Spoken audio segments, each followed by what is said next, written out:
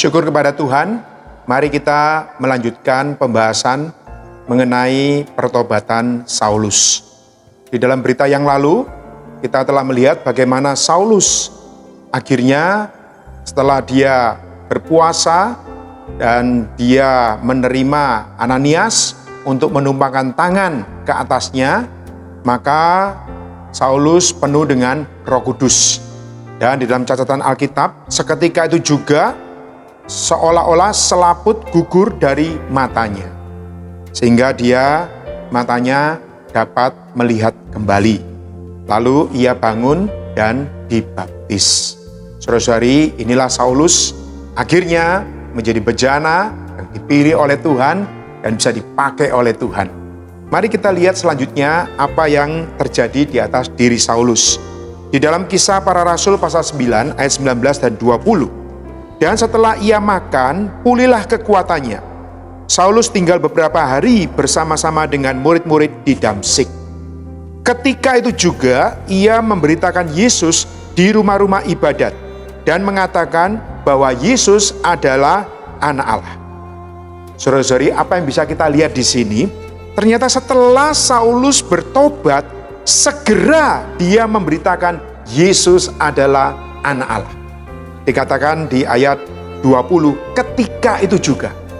Saudara-saudari, setelah Saulus dia melihat visi sorgawi, setelah dia dipulihkan kekuatannya, dia menerima karunia Roh Kudus, maka tidak pakai lama, seketika itu juga, begitu dia tercelikan, seketika itu juga dia memberitakan bahwa Yesus adalah Anak Allah. Saudara-saudari, inilah teladan bagi kita. Bagaimana Saulus dia memakai setiap kesempatan. Dia seakan-akan menebus waktu kesalahan sebelumnya. Yaitu apa? Untuk memberitakan Yesus adalah Anak Allah. Anak Allah menunjuk kepada persona Tuhan Yesus adalah Allah itu sendiri. Hal ini ditentang oleh agama Yahudi yang hanya memahami Yesus hanyalah seorang manusia. Di dalam Yohanes pasal 5 ayat 18 dan di dalam Kisah Para Rasul pasal 9 ayat 24. Kita saudara-saudari, bagaimana bisa tahu bahwa Saulus bisa mengakui, bisa memberitakan Yesus adalah Anak Allah. Di dalam pertobatannya di tengah jalan, Saulus tidak mendengar, akulah Yesus Anak Allah. Tetapi, sekali lagi, karena Saulus menerima karunia Roh Kudus, maka kita percaya di dalam penglihatannya, dia bisa mengenal kembali, terbukalah pikirannya, bahwa Yesus yang selama ini dia kenal, sekarang adalah Yesus yang adalah Anak Allah. Makanya di sini, Saulus dengan tegas mengatakan bahwa Yesus adalah Anak Allah. Di dalam Kisah Para Rasul pasal 9 ayat 22, akan tetapi Saulus semakin besar pengaruhnya dan ia membingungkan orang-orang Yahudi yang tinggal di Damsyik karena ia membuktikan bahwa Yesus adalah Mesias.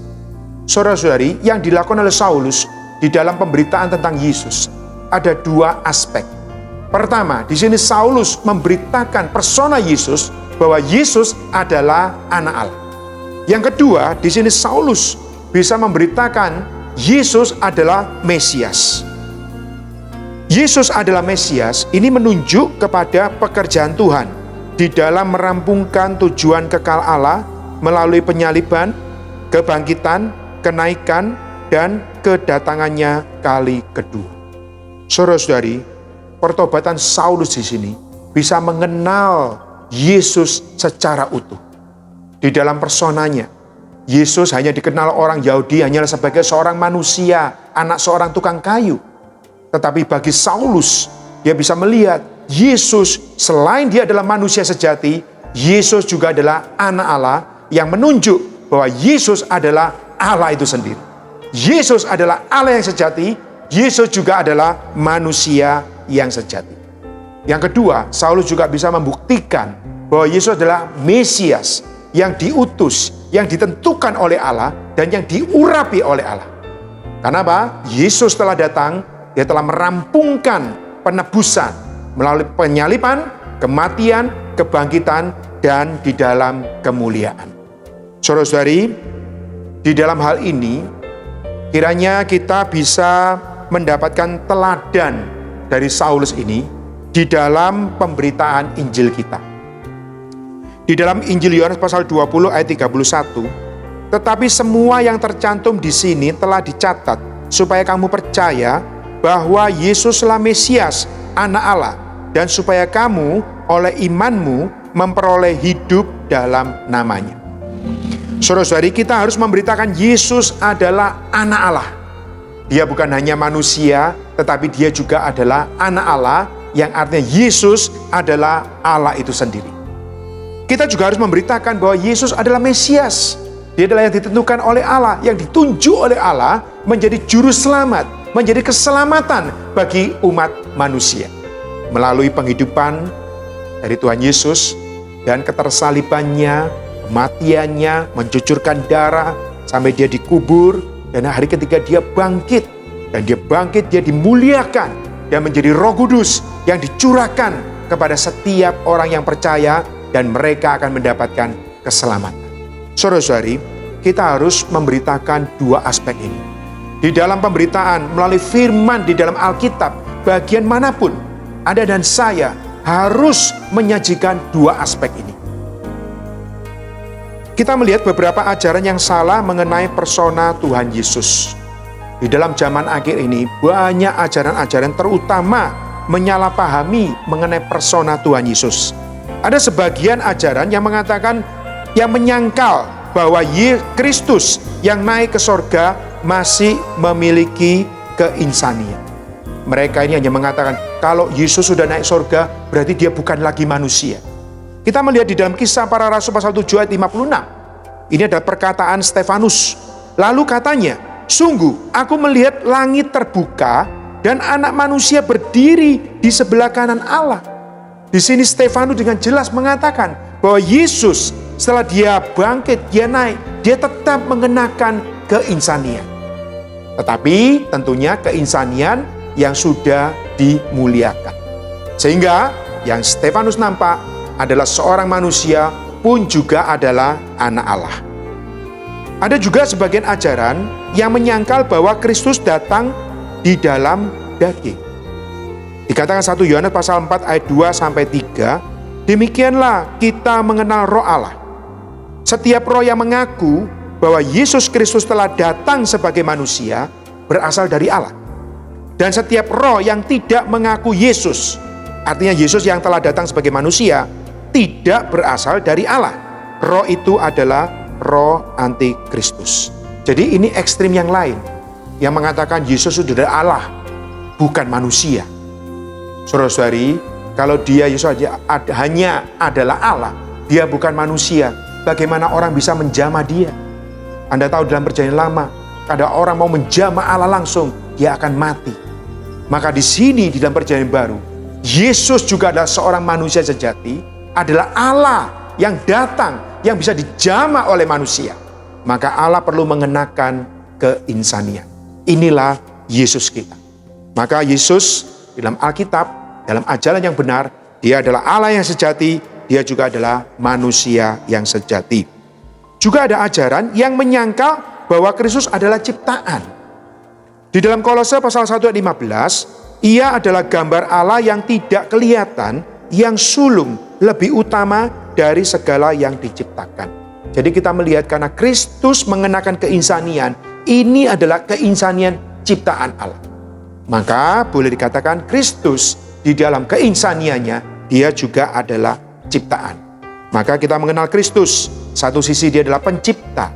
Sebagai Allah dia adalah pencipta, dan sebagai manusia yang sejati dia adalah bagian di dalam ciptaan. Ini adalah pengajaran yang benar menurut Alkitab.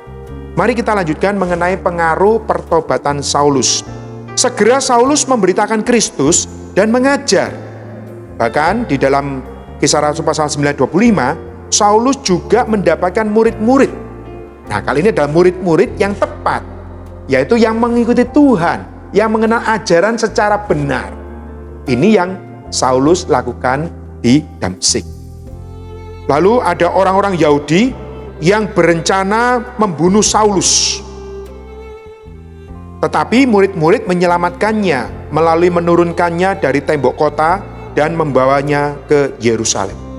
Dikatakan orang-orang Yahudi, mereka begitu melihat Saulus berpaling, mereka akhirnya berencana mau membunuh Saulus, menjaga di pintu gerbang kota saat itu. Tetapi atas kedaulatan Tuhan, murid-muridnya menurunkannya dari tembok kota dan membawanya ke Yerusalem. Dan sampai di Yerusalem, ternyata jemaat di Yerusalem masih takut menerima Saulus yang telah bertobat. Maklum saudara-saudari, karena mereka mendengar Saulus ada seorang yang mau menganiaya.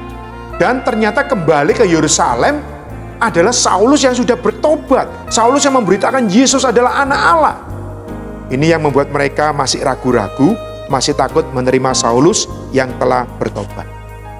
Lalu ada satu anggota tubuh yang lain yang bernama Barnabas. Di sini Barnabas berperan membawa Saulus kepada rasul-rasul. Ada Rasul Petrus dan Yohanes, agar Saulus dapat diterima di Yerusalem. Akhirnya Saulus bisa bersama-sama dengan jemaat di Yerusalem. Namun sekali lagi, karena ancaman kaum Yahudi di Yerusalem, maka akhirnya Saulus dikirim kembali ke Tarsus. Saudara-saudari, apa yang kita lihat di atas diri Saulus yang bertobat ini, semua yang dialami oleh Saulus adalah kedaulatan Tuhan untuk melindungi dia dari ancaman. Untuk apa saudara-saudari? Adalah bagi kelanjutan ekonomi perjanjian baru.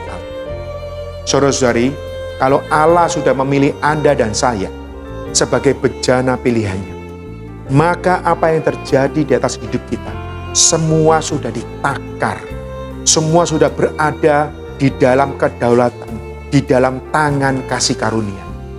Saudara-saudari, di masa pandemi ini, janganlah kita galau. Kita harus memproklamirkan, Tuhan, aku adalah bejana pilihanmu. Di atas diriku ini Tuhan, aku persembahkan apa adanya diriku. Kau boleh pakai diriku menjadi bejana kesaksian. Tuhan Yesus, semoga Anda dan saya betul-betul menjadi bejana pilihan di dalam kedaulatan Tuhan. Sehingga setiap langkah kita tidak ada yang kebetulan, semua sudah dibawa kedaulatannya. Adalah untuk apa saudara-saudari? Untuk menggenapkan ekonomi perjanjian barunya. Untuk membangun tubuh Kristus, mempersiapkan mempelai perempuan, sampai rampung akhir Yerusalem baru. Semoga Tuhan merahmati kita semua, membawa kita semua bersama-sama terbangun menjadi bejana pilihan bagi ekonomi perjanjian barunya. Tuhan merahmati kita.